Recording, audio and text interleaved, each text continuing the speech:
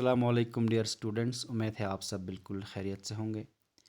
Dear students, आज हम ion exchange chromatography की वर्किंग और इसकी एप्लीकेशन पर बात करने वाले हैं। तो आयन एक्सचेंज क्रोमेटोग्राफी कैसे वर्क करते हैं उसको समझने के लिए हम एक प्रोटीन का मिक्सचर लेते हैं बच्चों। इस मिक्सचर में 6 डिफरेंट प्रोटीन्स हैं। ये 6 डिफरेंट प्रोटीन्स हैं। इन 6 डिफरेंट प्रोटीन्स की पीआई जो है यहाँ दिया हुआ है। पीआई वैल्यूज़ यानी आइसो इलेक्ट्रिक पॉइंट या आइसो आयनिक पॉइंट वैल्यूज़ जो है इनका यहाँ दिया हुआ है।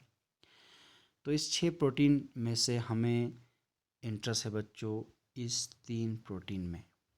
ये जो 3 प्रोटीन मैंने मार्क किया, इन 3 प्रोटीन्स में हमें इंटरेस्ट है, इन्हीं को हमें सेपरेट करनी है। किसी भी प्रोटीन या अमाइनो एसिड हो, उनको सेपरेट करने के लिए उनकी पीआई वैल्यूज़ जो है वो पता होना बहुत ज़रूरी है। तो जितने भी प्रोटीन्स हैं सबकी पीआई वैल्यूज़ जो है वो दिया होता है, वो नेट पे अवेलेबल होती है, तो आप वहाँ से ले सकते हैं। तो फ़िलहाल हमारे पास ये 6 डिफरेंट प्रोटीन्स हैं जिनकी पीआई वैल्यूज़ दिया हुआ है, और इन 6 में से हमें इस 3 प्रोटीन में हमें इंटरेस्ट है। ये हमारे प्रोटीन्स ऑफ इंटरेस्ट हैं, इनको हमें सेपरेट करनी है। इम्पोर्टेंट चीज़ यहाँ पर ये है बच्चों कि ये जो प्रोटीन्स जिनमें हमें इंटरेस्ट है, ये 3 प्रोटीन्स, ये स्टेबल है। ये स्टेबल है जब इन पर नेगेटिव चार्ज हों। जब इन पर नेगेटिव चार्ज हों तब ये स्टेबल हैं। ठीक है बच्चों, ये नेगेटिव चार्ज इन पर जब इन पर हों तो ये स्टेबल हैं। तो जब नेगेटिव चार्ज पे ये स्टेबल है तो हमें इनको अलग करने के लिए एक एन आयन एक्सचेंजर की ज़रूरत है।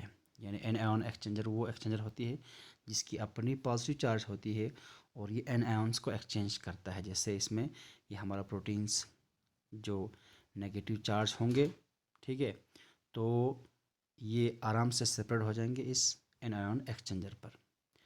तो इन प्रोटीन्स पर जिनकी पीआई वैल्यूज़ यहाँ दिया हुआ है, ये 5.5, 6 एंड 6.5, ठीक। तो इन पर नेगेटिव चार्ज कैसे आ सकते हैं, ये बड़ा इंपॉर्टेंट पॉइंट है। नेगेटिव चार्ज पे स्टेबल है, इनको सेपरेट करने के लिए हम चूज़ करेंगे एन आयन एक्सचेंजर। यहाँ तक तो ठीक है, लेकिन इन पर ये नेगेटिव चार्ज कैसे आएंगे? आपको मालूम है बच्चों, मैंने समझाया था आपको, हर एक प्रोटीन की अपनी पीआई वैल्यू होती है, ठीक है। यानी पीआई वो पीएच होती है जब इस पर नेट ज़ीरो चार्ज होती है। पीआई पे नेट ज़ीरो चार्ज होती है। जब पीआई से पीएच को कम करेंगे, याद रखना, जब पीआई से पीएच को कम करेंगे, डिक्रीज़ करेंगे, तो उस पर आती है पॉजिटिव चार्ज। ये आपको समझाया गया था। जब पीआई से पीएच ज़्यादा हो, ये पीएच की बात कर रहा हूँ मैं, जब पीआई से यानी आइसोइलेक्ट्रिक पॉइंट से पीएच ज़्यादा हो, उस वक़्त उन पर जो है नेगेटिव चार्ज चढ़ जाती है।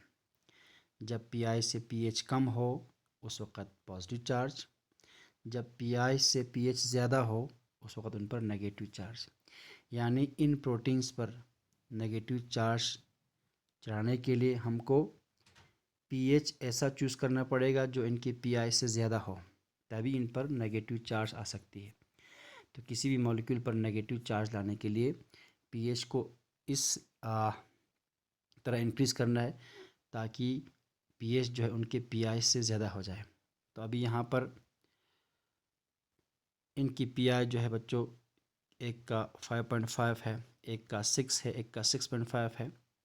तो हमें इन सब पीआई वैल्यूज़ से ज़्यादा पीएच जो है वो चूज़ करनी है। तो यहाँ पर हम चूज़ कर रहे हैं 7 पीएच। हम पीएच चूज़ कर रहे हैं 7। क्यों? क्योंकि जब 7 हम पीएच चूज़ करेंगे तो इन 3 प्रोटीन्स की पीआई जो है 7 से कम होती है, ठीक है। पीएच 7 से इनकी पीआई कम होती है, यानी इनकी पीआई से पीएच 7 जो है ज़्यादा है। 5.5 से भी ज़्यादा है, 6 से भी ज़्यादा है, 6.5 से भी ज़्यादा है पीएच। जब पीआई से पीएच ज़्यादा हो, यानी पीएच मतलब पीएच ऑफ द मीडियम जिस मीडियम में ये प्रोटीन्स होंगे या जिस बफर में ये प्रोटीन होंगे, उस बफर की पीएच अगर हम उस बफर की पीएच अगर हम उनकी पीआई से ज़्यादा रखेंगे तो इन प्रोटीन्स पर नेगेटिव चार्ज आ सकती है। ठीक है बच्चों, तो मैं एक बार फिर दोहराता हूँ, ये 3 प्रोटीन्स जिनमें हमें इंटरेस्ट है ये नेगेटिव होना चाहिए ताकि उस नेगेटिव चार्ज पे स्टेबल है। तो हमें देखना है कि किस चार्ज के साथ ये स्टेबल है, तो ये नेगेटिव चार्ज के साथ स्टेबल है। जब नेगेटिव चार्ज के साथ स्टेबल है तो ये एन आयन एक्सचेंजर के थ्रू सेपरेट हो सकती है, ये भी ठीक है। लेकिन इन पर नेगेटिव चार्ज लाएंगे कैसे? इन पर नेगेटिव चार्ज लाएंगे इस तरह से कि हम पीएच चूज़ करेंगे इनके पीआई से ज़्यादा। ठीक है, तो पीआई से ज़्यादा जब पीएच होता है उस वक़्त इन पर नेगेटिव चार्ज चढ़ जाती है, ये आपको पता है। ठीक है बच्चों, तो हमने यहाँ इसीलिए पीएच जो है चूज़ किया है 7 पीएच हमने चूज़ किया ताकि इन प्रोटीन्स पर नेगेटिव चार्ज आया है। ठीक है, अब हम इन प्रोटीन मिक्सचर में से हमारा जो प्रोटीन ऑफ इंटरेस्ट है ये 3, ठीक है, इनको हम अलग करने वाले हैं। एक और इम्पोर्टेंट चीज़, ये जो 3 प्रोटीन हम अलग करने वाले हैं बच्चों, पीएच 7 रखने से, ठीक है, इन पर जो नेगेटिव चार्ज चढ़ गया वो अलग अलग चढ़ गया। जैसे यहाँ पर, क्योंकि आपको सही तरह से दिखाई नहीं दे रहा हो तो मैं यहाँ लिखता हूँ, ये जो लाइट ब्लू कलर का प्रोटीन है, ठीक है, इसकी चार्ज है ए सिंगल नेगेटिव। ये जो येलो कलर का प्रोटीन आपको दिखाई दे रहा है जिसकी पीआई 6 है, ये A2 नेगेटिव है। और जो ग्रीन कलर का प्रोटीन 6.5 जिसकी पीआई है, उसकी चार्ज है बच्चों A3 नेगेटिव। याद रखना है, आपको दिखाई नहीं दे रहा तो इस इनकी जो चार्ज की स्ट्रेंथ है वो अलग अलग है। एक की A नेगेटिव है, दूसरे की 2 नेगेटिव है और तीसरे की 3 नेगेटिव है। ये आप जहन में रख लेना। ठीक है बच्चों, ओके। अब हम कॉलम को तैयार करेंगे। प्रोटीन तो हमारा तैयार है, मिक्सचर प्रोटीन का जिनसे हमें प्रोटीन ऑफ इंटरेस्ट अलग करने हैं ये तैयार है। अब हम कॉलम को तैयार करेंगे। तो जैसे ही पहले बता जा चुका हूँ कि हम एक एन आयन एक्सचेंजर जो है वो चूज़ करेंगे, क्योंकि हमारा जो प्रोटीन है वो नेगेटिवली चार्ज है, एन आयन है। तो एन आयन को सेपरेट करने के लिए एन आयन एक्सचेंजर चूज़ करेंगे। तो एन आयन एक्सचेंजर का जो मैट्रिक्स होती है वो पॉजिटिवली चार्ज होती है, उन पर जो फंक्शनल ग्रुप होंगे वो पॉजिटिव चार्ज होंगे। तो ये पॉजिटिव चार्ज, ये है कॉलम की मैट्रिक्स, इनके साथ कोवैलेंटली बॉन्ड है पॉजिटिवली चार्ज्ड फंक्शनल ग्रुप्स, ये सब आपको दिखाई दे रहा है। अब इस कॉलम के थ्रू हमको जो है बफर यूज़ करना है बच्चों, जिसको हम कहते हैं इक्विलिब्रेशन बफर। ठीक, इक्विलिब्रेशन वो प्रोसेस होता है जिसके ज़रिए हम कॉलम के थ्रू जो हमारा बफर है वो हम पास करते हैं। तो बफर में साल्ट भी होती है, जैसे यहाँ पर NaCl जो साल्ट है वो बफर में है। तो जब NaCl वाला बफर हम इस कॉलम के थ्रू पास करेंगे तो NaCl में जो Cl नेगेटिव है बच्चों, ठीक है, वो यहाँ पर मैट्रिक्स में मौजूद पॉजिटिव फंक्शनल ग्रुप के साथ जो है वो इलेक्ट्रोस्टैटिकली बाउंड हो जाती है। तो ये सब है, ये नेगेटिव आपको दिखाई दे रहा है, ये क्लोराइड आयंस है, Cl नेगेटिव आयंस है जो इस साल्ट में था, इस बफर में था।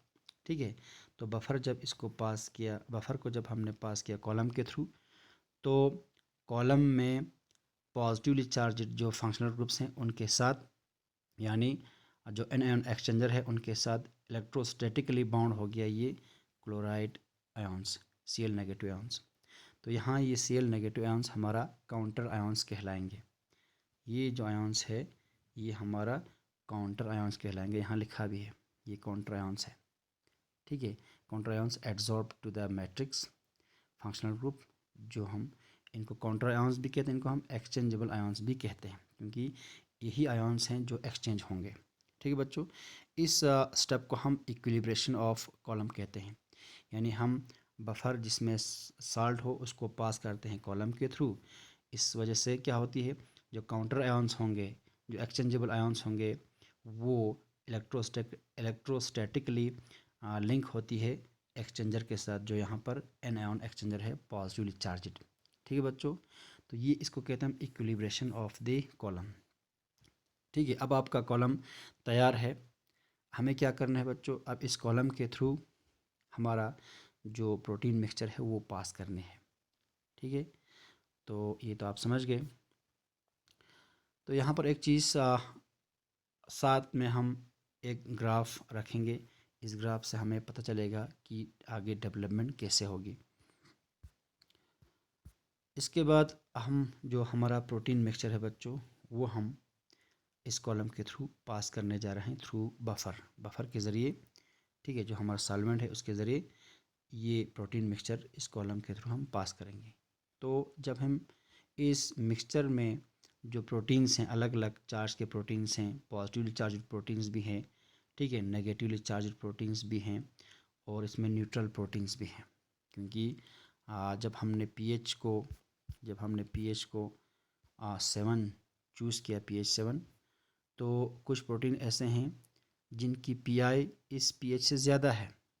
जब पीआई पीएच से ज़्यादा हो तो उन पर पॉजिटिव चार्ज चढ़ जाती है, जैसे इन और इन पर, जैसे सी पॉजिटिव, सी डबल पॉजिटिव, ये C2 पॉजिटिव, ये C पॉजिटिव, ये प्लस चार्ज चढ़ गया। क्यों? क्योंकि इनकी पीआई जो है पीएच से ज़्यादा है। ठीक है, तो एक प्रोटीन ऐसा है जिसकी पीआई पीएच के बराबर है, जैसे ए, यहाँ पर ए है, A0 यहाँ लिखा है, ये जो A0, इसकी चार्ज जो है वो ज़ीरो हो गया। क्यों ज़ीरो हो गया? क्योंकि इसकी पीआई जो है 7 है और पीएच भी 7 है। तो जब पीआई और पीएच जो है बराबर होती है, उस वक्त उस मॉलिक्यूल पर नेट चार्ज ज़ीरो हो जाती है। तो यहाँ जो प्रोटीन मिक्सचर है हमारे पास बच्चों, इनमें पॉजिटिवली चार्ज प्रोटीन्स भी हैं, नेगेटिवली चार्ज प्रोटीन्स भी और न्यूट्रल प्रोटीन्स भी हैं। तो सभी को हम कॉलम के थ्रू पास करेंगे। जब कॉलम के थ्रू पास करेंगे तो होगा क्या बच्चों, ये जो नेगेटिवली चार्ज आयन्स हैं, एन आयन्स, जो हमारा नेगेटिवली चार्ज प्रोटीन्स हैं, वो इन नेगेटिवली चार्ज क्लोराइड आयन्स को रिप्लेस करेगा, यानी एक्सचेंज होगी एन आयन्स की। बाकी जो कैट आयोनिक प्रोटीन्स होंगे, प्लस प्रोटीन्स, पॉजिटिव प्रोटीन्स, वो इस मैट्रिक्स के साथ बॉन्ड नहीं होगा, वो आगे पास होगी। साथ साथ ये जो न्यूट्रल प्रोटीन्स हैं वो भी इसके साथ बाइंड नहीं होंगे। सिर्फ बाइंड होंगे तो कौन से होंगे? जो नेगेटिवली चार्ज हमारे प्रोटीन्स होंगे, ठीक है, जिनको हमने नेगेटिव बनाया है। तो देखो बच्चों, जब हमने मिक्सचर को कॉलम के थ्रू पास किया, ठीक है, तो कॉलम के थ्रू पास किया तो ये जो कैटायोनिक प्रोटीन्स हैं, यानी जो ये प्रोटीन्स, पॉजिटिव प्रोटीन्स, वो अलग हो गए, न्यूट्रल प्रोटीन भी अलग हो गए, और साथ साथ में जो हमारे क्लोराइड आयन्स थी, यानी जो काउंटर आयन्स थी, ठीक है, क्योंकि उनकी स्ट्रेंथ जो है कम थी इस प्रोटीन मिक्सचर में, जो एनायोनिक प्रोटीन्स थे, नेगेटिवली चार्ज प्रोटीन्स थे, उनसे इस क्लोराइड आयन की स्ट्रेंथ कम थी। तो कम होने की वजह से क्लोराइड आयन्स जो है वो रिमूव हो गए। एक तरह से हम कह सकते हैं कि क्लोराइड आयन्स को हमारी नेगेटिवली चार्ज प्रोटीन्स ने रिप्लेस किया। ठीक है, अब जो एक्सचेंजर में पॉजिटिवली चार्ज फंक्शनल ग्रुप्स थे, ये सब इनके साथ अब बाइंड हो गए हैं हमारे जो डिजायर्ड नेगेटिवली चार्ज प्रोटीन्स। ठीक है बच्चों, तो आपको पता है ये A3 नेगेटिव, ये A2 नेगेटिव, ये A सिंगल नेगेटिव। ठीक, ये दोनों A सिंगल नेगेटिव है, ये येलो वाला A2 नेगेटिव है, ये ग्रीन वाला A3 नेगेटिव है। तो आप देखना कि ये जो नेगेटिवली चार्ज प्रोटीन्स है, ये कॉलम में अलग अलग हाइट पे बाइंड हुआ है।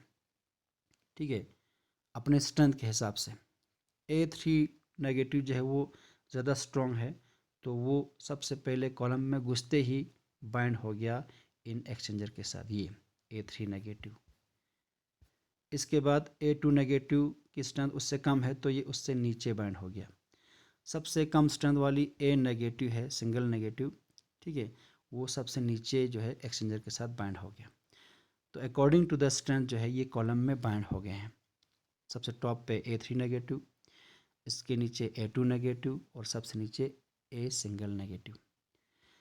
तो यहाँ पर जो इल्यूड हुआ, यानी जब हमने सैंपल डाला तो सैंपल एप्लीकेशन के दौरान हुआ क्या, जब हमने सैंपल अप्लाई किया तो क्या हुआ, जो हमारे नेगेटिवली चार्ज प्रोटीन्स है वो तो कॉलम में बाइंड हो गए, एक्सचेंज किया उन्होंने नेगेटिवली चार्ज क्लोराइड आयंस को, लेकिन क्लोराइड आयंस जो है वो बाहर इल्यूड हो गए हैं, ये सब है। ठीक, साथ साथ में जो अनबाउंड आयंस थे, यानी जैसे केट आयंस और न्यूट्रल जो प्रोटीन है वो भी बाहर आ गए। तो यहाँ पर ग्राफ में बच्चों आप देख रहे हो, ये जो पर्पल कलर का यहाँ पर जो ये पर्पल कलर का मैं दिखाता हूँ आपको, ये पर्पल कलर का जो लाइन है ये बच्चों है साल्ट कंसंट्रेशन, ये आपको याद रखना है। जो पर्पल कलर की लाइन है ये साल्ट कंसंट्रेशन है, साल्ट की कंसंट्रेशन। तो साल्ट यहाँ कौन सा है, NaCl। ठीक है, ये NaCl की कंसंट्रेशन है। और जो रेड कलर का लाइन है ये, सॉरी, जो रेड कलर की लाइन है ये, ठीक है, ये इल्यूड होने वाली जो मॉलिक्यूल्स हैं उनकी एब्जॉर्बेंस है। जैसे वो बाहर निकलेंगे तो डिटेक्टर के ज़रिए पता चलेगा कि उनकी कंसंट्रेशन कितना है। तो कंसंट्रेशन एब्जॉर्बेंस की सूरत में यहाँ आपको दिखाई पड़ रहा है in the form of peaks. तो अभी तक ये जो आप देख रहे हो पर्पल कलर लाइन जो है ये फ्लैट है, बिल्कुल सीधा है ना। इसका मतलब साल्ट कंसंट्रेशन हमने बढ़ाया नहीं है, हमने साल्ट की कंसंट्रेशन वही रखा है जो स्टार्ट में था, स्टार्ट में जो साल्ट की कंसंट्रेशन था वही रखा है, इसलिए यहाँ पर जो पर्पल लाइन है वो फ्लैट है।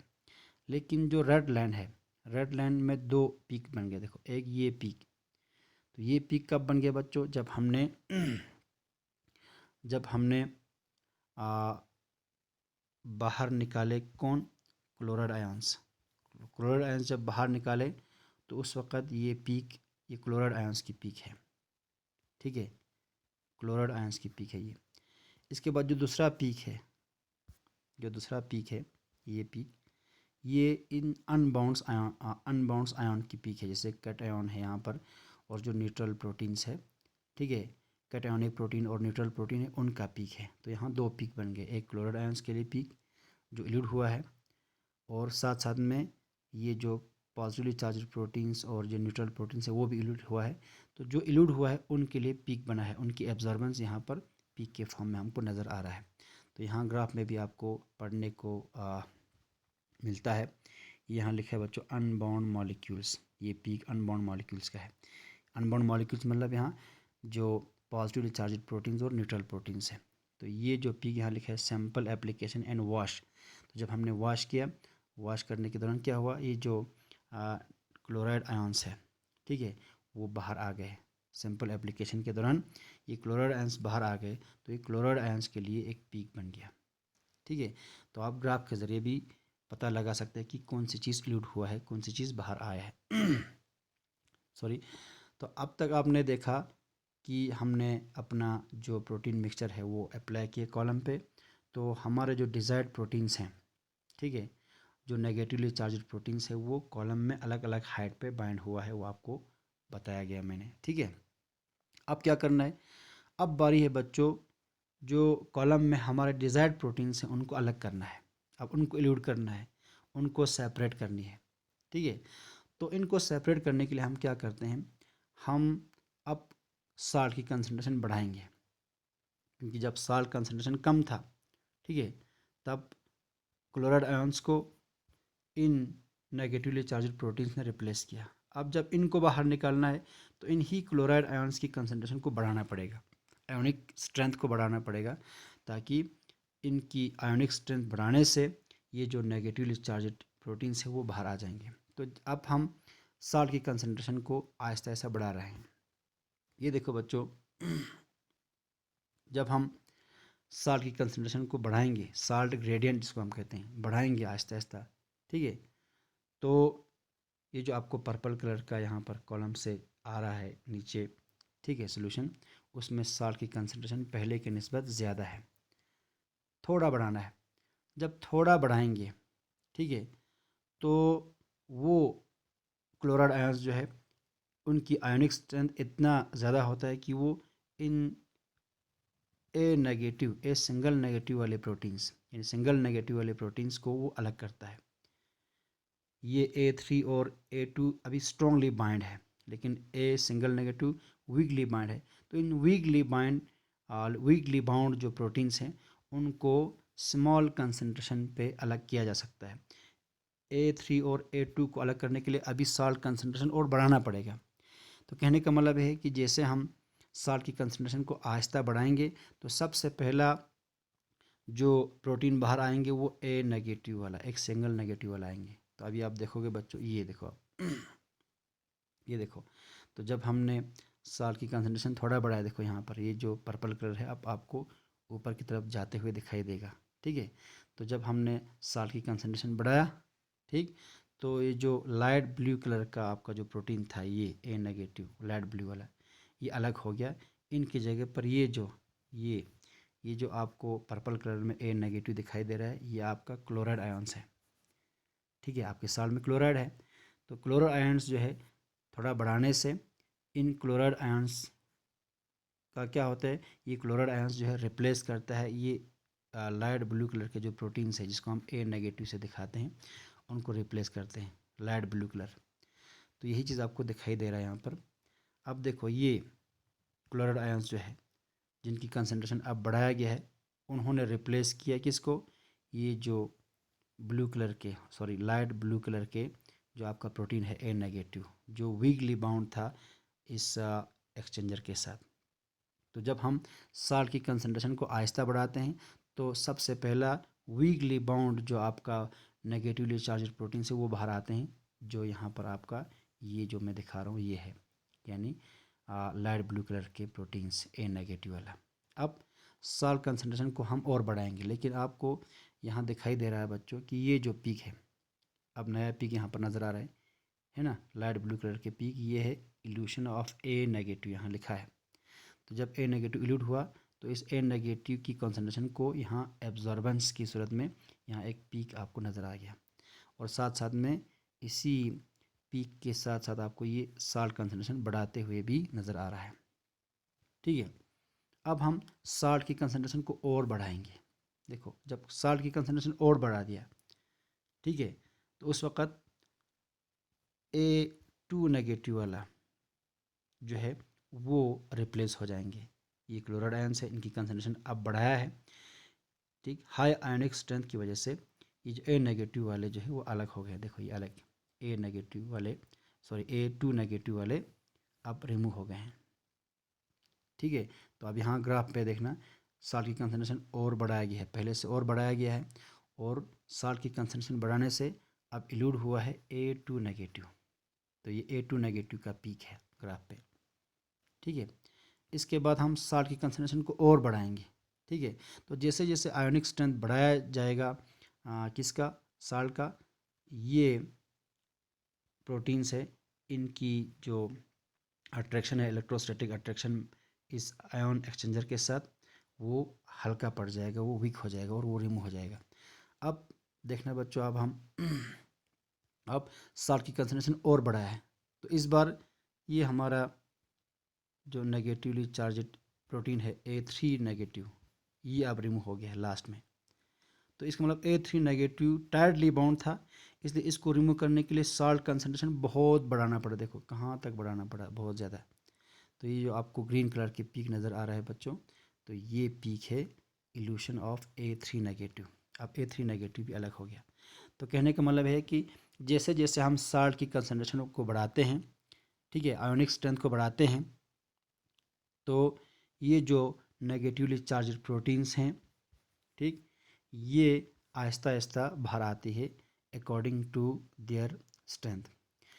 ठीक है, जो वीकली बाउंड था जिस पर कम नेगेटिव चार्ज था वो पहले आ गया, सिंगल नेगेटिव वाला पहले आ गया, डबल नेगेटिव वाला इसके बाद आ गया। इनको अलग करने के लिए साल्ट कंसनट्रेशन और बढ़ाना पड़ा। सबसे लास्ट में A3 नेगेटिव आ गया क्योंकि ये टाइटली बाउंड था। ठीक है, तो इस तरह से हम साल्ट की कंसनट्रेशन को बढ़ाकर इन प्रोटीन्स को हम एक एक करके अलग कर सकते हैं। तो ये हमारा डिज़ायर्ड 3 प्रोटीन्स था वो अब अलग हो चुका है। ये A सिंगल नेगेटिव वाला भी अलग हो गया, A डबल नेगेटिव वाला भी अलग हो गया, और A जो ट्रिपल नेगेटिव वाला है वो भी अलग हो गया। तो 3 प्रोटीन्स जो हमको चाहिए थे वो अब अलग हो चुका है। ठीक है बच्चों, हमारा काम हो गया। लेकिन जब सेपरेशन कंप्लीट हो चुका तो ये जो कॉलम है बच्चों, ये कॉलम है, उसको दोबारा पहले की हालत में लाना पड़ता है ताकि ये दोबारा इस्तेमाल हो सके। ठीक है, तो उस प्रोसेस को हम कॉलम रीजनरेशन कहते हैं। तो कॉलम अब रीजनरेट करना पड़ेगा। तो कॉलम रीजनरेट करने के लिए कॉलम पहले की हालत में आना चाहिए, यानी कॉलम में कोई भी नॉन स्पेसिफिक कोई प्रोटीन कोई मॉलिक्यूल इसमें बाउंड नहीं रहना चाहिए। ठीक है, और सिर्फ अगर रहें तो क्या रहना चाहिए, सिर्फ काउंटर आयंस ही इस कॉलम में रहना चाहिए, बाकी कोई भी चार्ज मॉलिक्यूल्स इसमें नहीं रहना चाहिए। तो इन 3 प्रोटीन्स को जो हमें चाहिए था, इनके अलग हो जाने के बाद हो सकता है कि इस कॉलम में कुछ नॉन स्पेसिफिक प्रोटीन्स जो है इस कॉलम के साथ बाइंड रहा हो। तो उनको जो इस कॉलम में मौजूद हो सकता है कुछ प्रोटीन्स जो A3 नेगेटिव से भी टाइटली बाउंड हो सकता है। A3 नेगेटिव वाले को तो हमने अलग कर दिया, लेकिन A3 नेगेटिव से ज़्यादा टाइटली बाउंड कोई प्रोटीन अगर इस कॉलम में अगर हो तो उनको अलग करना पड़ेगा। इसलिए हम क्या करते हैं, साल्ट की कंसंट्रेशन को बहुत हद तक बढ़ा देते हैं। ठीक है, तो साल्ट की कंसंट्रेशन बहुत हद तक बढ़ाएंगे तो A3 नेगेटिव से भी टाइटली जो बॉन्ड प्रोटीन्स हैं वो भी अलग हो जाती हैं। ठीक है, कोई भी इम्प्योरिटीज़, कोई भी नॉन स्पेसिफिक प्रोटीन्स जो हमें नहीं चाहिए था कॉलम में अगर मुमकिन है बाइंड हो तो उनको हमको अलग करना है। तो देखो बच्चों, उसको कहते हैं हम उस प्रोसेस को कॉलम रीजनरेशन। कॉलम रीजनरेशन के लिए हमको हाई साल्ट कंसंट्रेशन बढ़ानी है। देखो यहाँ तक तो आपने साल्ट की कंसंट्रेशन बढ़ा दी है, यहाँ पर एकदम से देखो ये वाला पीक, तो ये साल्ट की कंसंट्रेशन को एकदम बढ़ाया हमने। क्यों बढ़ाया, क्योंकि साल्ट की कंसंट्रेशन बढ़ाने से जो टाइटली बॉन्ड प्रोटीन, जो नॉन स्पेसिफिक प्रोटीन है, जो हमें मालूम नहीं है, ठीक है, जो हमें नहीं चाहिए, हो सकता है इस कॉलम के साथ बाइंड हो तो उनको हमको अलग करनी है। तो उनको अलग करने के लिए हमने साल्ट की कंसंट्रेशन को एकदम से बढ़ाया। ठीक, इस प्रोसेस को हम कॉलम रीजनरेशन कहते हैं। तो जब हमने साल्ट की कंसंट्रेशन को बढ़ाया तो ये जो नॉन स्पेसिफिक प्रोटीन्स वो अलग अलग हो जाते हैं और कॉलम अपनी पहले की हालत में आ जाती है। लेकिन क्योंकि हमने अभी साल्ट की कंसंट्रेशन को बहुत बढ़ाया है तो कॉलम को फिर से शुरू करने के लिए कॉलम को दोबारा से इक्विलिब्रेट करना पड़ता है। उसको कहते हैं री इक्विलिब्रेशन। री इक्विलिब्रेशन मीन्स फिर से लो साल्ट कंसंट्रेशन में हमको कॉलम के साथ जो काउंटर आयंस है वो बाइंड करनी है। तो वही है बच्चों, ये देखो अभी हमने वही लो कंसंट्रेशन में क्लोराइड आयंस को, जो हमारा काउंटर आयंस है, आयन एक्सचेंज मैट्रिक्स के साथ आयन एक्सचेंज जो पॉजिटिवली चार्ज फंक्शनल ग्रुप्स हैं उनके साथ जोड़ दिया है, ताकि ये कॉलम जो है अब बिल्कुल तैयार है नेक्स्ट राउंड ऑफ सेपरेशन के लिए। ठीक है, इसको कहते हैं हम री इक्विलिब्रेशन। एक बार इक्विलिब्रेशन हमने की है, ठीक है, इसके बाद हमने सैंपल को लोड किया, सैंपल को सेपरेट भी किया, फिर unbound proteins non specific proteins को हमने अलग भी किया। आप इसको दोबारा से इक्विलिब्रेट करना, इसको कहते हैं हम री इक्विलिब्रेशन। तो ये दूसरा है, देखना आप, ये साल्ट की कंसंट्रेशन फिर से फ्लेट हो गया, ठीक है, फिर से लो है पहले की तरह, तो इसको कहते हैं हम री इक्विलिब्रेशन। तो यहाँ पर कॉलम के वर्किंग के दौरान पहले इक्विलिब्रेशन करना पड़ता है, ठीक है, फिर सैंपल सेपरेशन होती है, फिर रीजनरेशन होता है, इसके बाद री इक्विलिब्रेशन होती है ताकि इस कॉलम को दोबारा से इस्तेमाल किया जा सके। ठीक है बच्चों, आपने अच्छी तरह से समझ लिया कि किस तरह से हम प्रोटीन्स को अलग करते हैं। तो प्रोटीन्स जो हमारे डिज़ायर्ड प्रोटीन्स हैं उनको सेपरेट करने के लिए, डिज़ायर्ड मॉलिक्यूल्स हैं उनको सेपरेट करने के लिए 2 तरीके हैं, पहले भी आपको बताया जा चुका हूँ। एक है साल्ट ग्रेडियंट को, ठीक है, इस्तेमाल करके साल्ट की ग्रेडियंट को, साल्ट की कंसंट्रेशन को आहिस्ता आहिस्ता इंक्रीज़ करके भी अलग कर सकते हैं। ठीक है, साल्ट की आयोनिक स्ट्रेंथ को बढ़ा के अलग कर सकते हैं। एक तरीका है पीएच चेंज करके भी अलग कर सकते हैं। ठीक है, तो साल्ट की ग्रेडियंट को आहिस्ता आहिस्ता बढ़ा के कैसे अपने डिज़ायर्ड प्रोटीन्स को अलग करते हैं वो तो आपने देख लिया। अब हम देखेंगे बच्चों कि किस तरह से हम पीएच, ठीक है, को चेंज करके ये जो डिज़ायर्ड प्रोटीन्स है वो अलग कर सकते हैं। ठीक है, हमारा अभी जो एक्सचेंजर हमने यूज़ किया वो था बच्चों एन आयन एक्सचेंजर। किया ना एन एक्सचेंजर इस्तेमाल, हमने एन आयन एक्सचेंजर इस्तेमाल किया क्योंकि हमारा जो प्रोटीन था, डिजायर्ड प्रोटीन, वो नेगेटिव चार्ज था। तो एन आयन एक्सचेंजर इस्तेमाल करने के लिए जो पीएच हमने चूज़ किया वो उनकी पीआई से ज़्यादा चूज़ किया, पीआई से ज़्यादा था पीएच, ठीक है ना। आपको मालूम है यहाँ जो हमारा डिजायर्ड प्रोटीन था उनकी पीआई क्या थी, उनकी पीआई थी बच्चों, ये जो आपको दिखाता हूँ, उनकी पीआई थी 5.5, 6, 6.5, ठीक है। तो इनकी पीआई से पीएच जो हमारा चूज़ किया है 7, पीएच हमारा 7 है, पीआई जो प्रोटीन्स का है वो 6.5, 5.5 है। तो पीआई से पीएच जो है वो ज़्यादा है। तो जब भी पीआई से पीएच ज़्यादा होता है उस वक़्त प्रोटीन की चार्ज जो है नेगेटिव होती है, ठीक है। प्रोटीन की चार्ज नेगेटिव होती है और प्रोटीन की चार्ज जब नेगेटिव होगा तो उस वक़्त एन आयन एक्सचेंजर हमने यूज़ करना है। तो हमारा जो स्टार्टिंग बफर था, ठीक है, उसकी पीएच जो है पीआई से ज़्यादा थी, ठीक है, तभी हमने एन आयन एक्सचेंजर यूज़ किया। तो अगर हमारा डिज़ायर्ड प्रोटीन कट आयन होता, पॉजिटिव चार्ज होता, उस वक़्त हम पीएच वो चूज़ करता जो पीआई से कम होता। लेकिन अब क्योंकि हमारा प्रोटीन नेगेटिव था, हमने एन आयन एक्सचेंजर यूज़ किया, उसके लिए हमने पीएच जो है पीआई से ज़्यादा चूज़ किया, यानी 7 चूज़ किया, ठीक है बच्चों, ओके। तो ये था स्टार्ट बफर। तो सिंपल बफर में भी पीएच वही सेम रखना है, जो हमने स्टार्ट में रखा था पीएच वही सेम रखना है सैंपल सेपरेशन के दौरान, सॉरी सैंपल बफर में।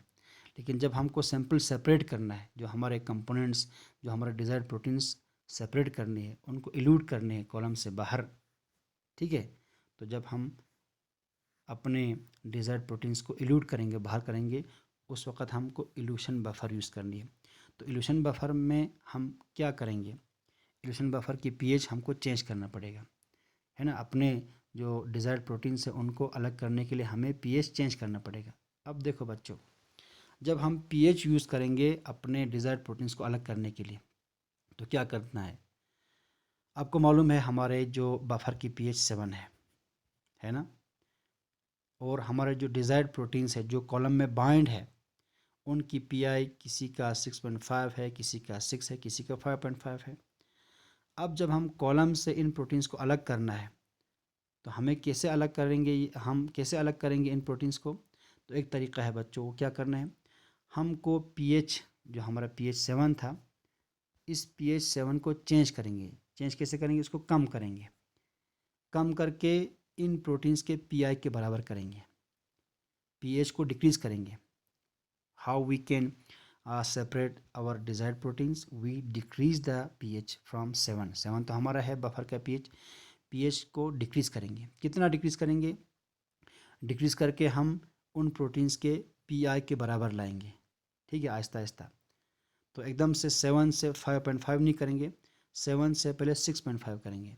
जब हम पीएच को कम करके, डिक्रीज़ करके, पीएच 7 था ना, पीएच 7 को कम करके पीएच 6.5 करेंगे, तो हमारा पीएच 6.5 हो जाएंगे, तो पीआई भी 6.5 है। जब पीएच और पीआई बराबर होती है, आपको मालूम है उस वक़्त उस प्रोटीन की, उस मॉलिक्यूल की चार्ज क्या होती है, 0। तो जब हम पीएच को कम करके 7 से 6.5 करेंगे तो जो A3 नेगेटिव है, A3 नेगेटिव, उसकी चार्ज जो है वो 0 हो जाएगी। जब वो 0 हो जाएगा तो कॉलम में वो टिका नहीं रहेगा क्योंकि उसकी चार्ज 0 हो गया है, अब पॉजिटिव चार्ज नहीं है, तो ये A3 जो है पहले इल्यूट होगा, ठीक है। इसके बाद और कम करेंगे, पीएच को 6 के बराबर करेंगे, तो ये A2 नेगेटिव की पीआई के बराबर हो जाएगा 6 के, पीएच भी 6, पीआई भी 6, तो उस वक्त A2 नेगेटिव की चार्ज 0 हो जाएगी। जब A2 नेगेटिव चार्ज 0 हो जाएगी तो वो इसके बाद इल्यूट होगा। इसके बाद और पीएच कम करेंगे और वो 5.5 के बराबर लाएंगे, तो उस वक्त ए सिंगल नेगेटिव जो प्रोटीन है उसकी चार्ज 0 हो जाएगी, तो सबसे लास्ट में ये ए सिंगल नेगेटिव इल्यूट होगा।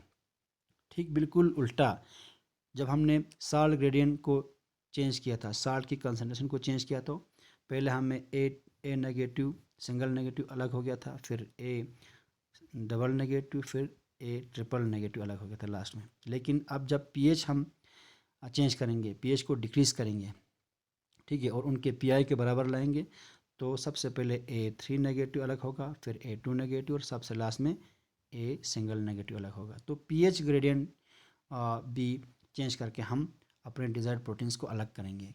मगर याद रखना है आपको कैसे अलग करना है, हमें पीएच को उनके पीआई के बराबर लाना है ताकि उनकी चार्ज जो है ज़ीरो हो जाए। जब उनकी चार्ज ज़ीरो हो जाएंगे तो वो खुद ब खुद कॉलम से बाहर आ जाएगा। तो pH of the sample change करके भी हम अपने डिज़ायर्ड प्रोटीन्स को अलग कर सकते हैं, ठीक है। तो यहाँ दो तरीके हो गए, पहले आपको समझाया भी गया है कि साल्ट की ग्रेडियंट को चेंज करके भी अलग कर सकते हैं और पीएच ग्रेडियंट को भी चेंज करके हम अलग कर सकते हैं। तो फिलहाल हमारा जो यहाँ एग्जांपल जो हमने लिया आपको समझाने के लिए, हमने नेगेटिवली चार्ज्ड प्रोटीन्स का एग्जांपल लिया, उनको कैसे अलग करते हैं आपको अच्छी तरह से समझाया गया। उम्मीद है आपको ये समझ आ गया होगा, ठीक है बच्चों। तो ओवरऑल प्रोसेस समझ लेते हैं, ओवरऑल वर्किंग कि सबसे पहले हमने क्या किया, इक्विलिब्रेशन किया, ठीक है। इक्विलिब्रेशन में हमने क्या किया, हमने एक्सचेंजेबल जो काउंटर आयंस है, इस सूरत में यहाँ हमारा सेल नेगेटिव था, क्लोराइड आयंस, उनको बाउंड किया स्टेशनरी फेज के साथ, यानी एन आयन एक्सचेंजर के साथ हमारा काउंटर आयन या एक्सचेंजेबल आयन जो है वो हमने बाउंड किया, ठीक है। इन क्लोराइड आयंस को हमने बफर के थ्रू पास किया कॉलम में, और कॉलम में जो हमारा पॉजिटिवली चार्ज एक्सचेंजर था, ठीक है, एनायन एक्सचेंजर, उसके साथ ये Cl नेगेटिव इलेक्ट्रोस्टैटिकली बॉन्ड हो गया। उस प्रोसेस को हम कहते हैं बच्चों इक्विलिब्रेशन। यानी इक्विलिब्रेशन में हम क्या करते हैं, बफर को पास करते हैं कॉलम के थ्रू, और उस दौरान हमारा जो काउंटर आयंस है, जो यहाँ पर Cl नेगेटिव था, वो बाइंड होती है एक्सचेंजर के साथ, ठीक है बच्चों। ये इसको कहते हैं इक्विलिब्रेशन। इसके बाद है सैंपल एप्लीकेशन। इसके बाद हम हमारा जो मिक्सचर है, ठीक है, जिनको हमें अलग करना है वो अप्लाई करनी है। तो वो अप्लाई करने से क्या होती है, जो काउंटर आयंस है वो रिप्लेस हो जाती है हमारी डिज़ायर्ड जो चार्ज मॉलिक्यूल है उनसे।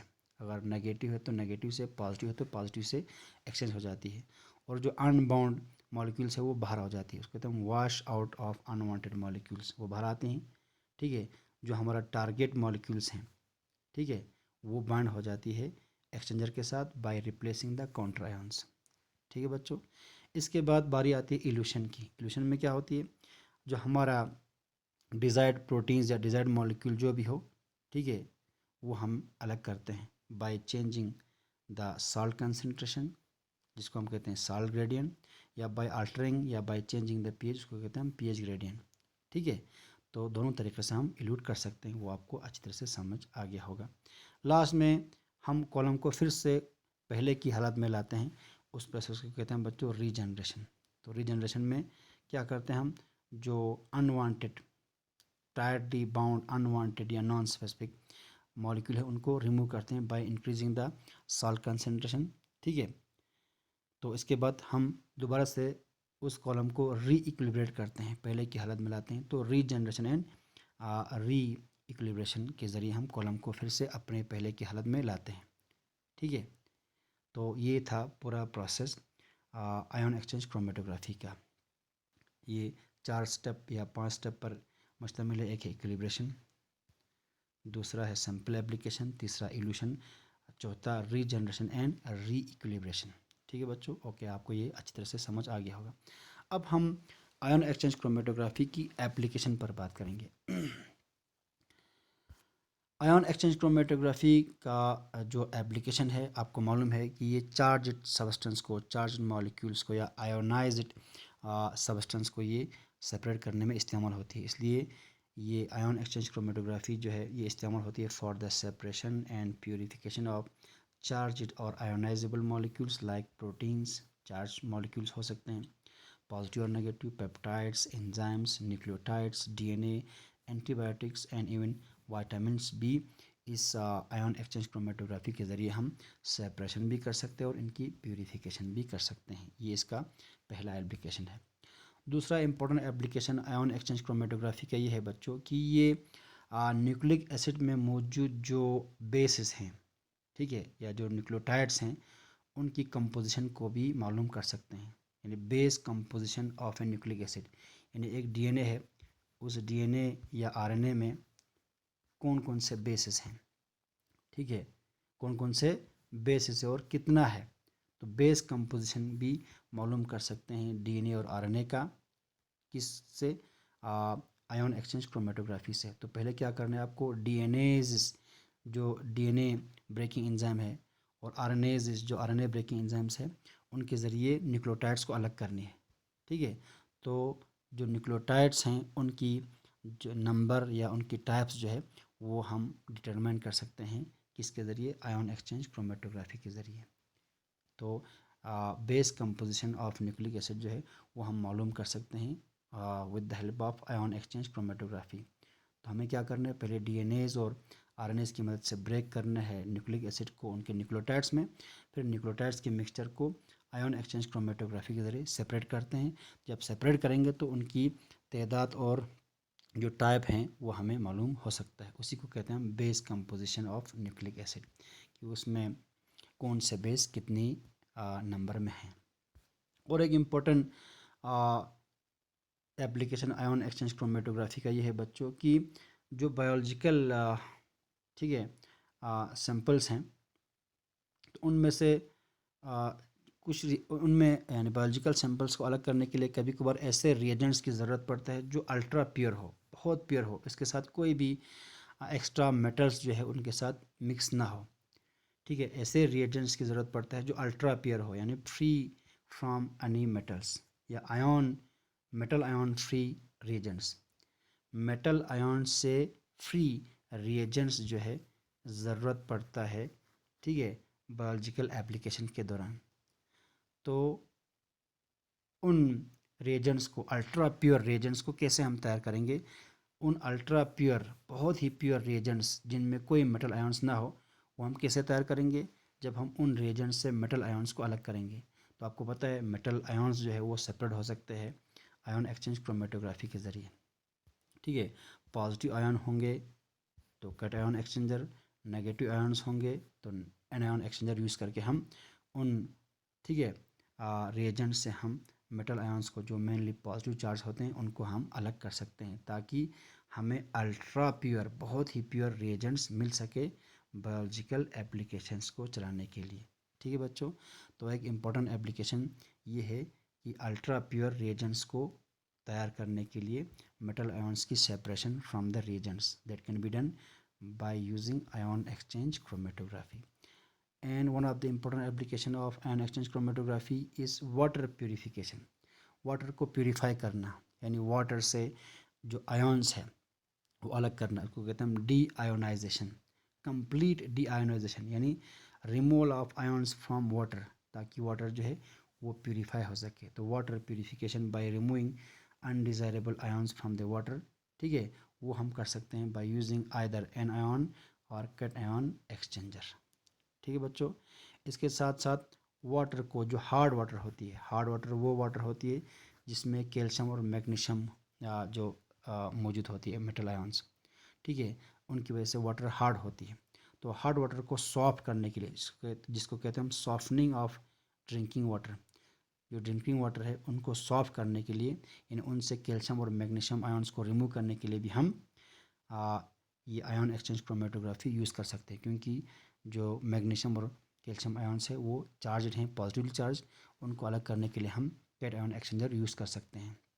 तो by using ion exchange chromatography we can purify water और we can also soften the drinking water, okay, ठीक है। और एक इम्पॉर्टेंट एप्लीकेशन ये आयन एक्सचेंज क्रोमेटोग्राफी का ये है बच्चों कि जो बायोलॉजिकल सैंपल्स होती हैं उनमें कभी कभार जो ट्रेस मेटल्स हैं, ट्रेस मेटल्स जो इतना कम होता है कि वो एटॉमिक इमिशन या एटॉमिक एब्जॉर्प्शन स्पेक्ट्रोमेट्री से डिटेक्ट नहीं होता, अनडिटेक्टेड, ठीक है, अनडिटेक्टेबल जो ट्रेस मेटल्स है बायोलॉजिकल सैंपल्स में, जो एटॉमिक इमिशन और एटॉमिक एब्जॉर्प्शन स्पेक्ट्रोमेट्री जैसे टेक्निक से डिटेक्ट नहीं होता, उन मेटल आयन्स को भी हम, ट्रेस मेटल्स को भी हम सेपरेट कर सकते हैं, कैसे, by using ion exchange chromatography. तो यहाँ लिखा हुआ है ऐसे सिचुएशंस आते हैं where concentration of trace metals in biological samples is below the limit of detected by limit detected by atomic emission and absorption spectrometry से डिटेक्ट, ठीक है ना, कर सकने वाली लिमिट से भी कम जो है ट्रेस मेटल्स जो है बायोलॉजिकल सैंपल्स के साथ मिक्स होते हैं, जो डिटेक्ट नहीं होता, उन अनडिटेक्टेड ट्रेस मेटल्स को भी सेपरेट कर सकते हैं, अलग कर सकते हैं by using ion exchange chromatography. ठीक है बच्चों, तो ये थे कुछ important applications ion exchange chromatography का। इंशाल्लाह आपको ये सब चीज़ें समझ आ गया होगा। हम जल्दी ही आयन एक्सचेंज क्रोमेटोग्राफी पर आपको एक टेस्ट भी भेजेंगे। तो नेक्स्ट हम इंशाल्लाह एफिनिटी क्रोमेटोग्राफी पर डिस्कस करने वाले हैं। तो उम्मीद है अब तक जो भी आयन एक्सचेंज क्रोमेटोग्राफी के बारे में बात की वो सब आपको समझ आ गया होगा। ठीक है बच्चों, तो आइंदा हम एफिनिटी क्रोमेटोग्राफी पर बात करेंगे। तब तक फ़ी अमानिल्लाह, खुदा हाफिज़।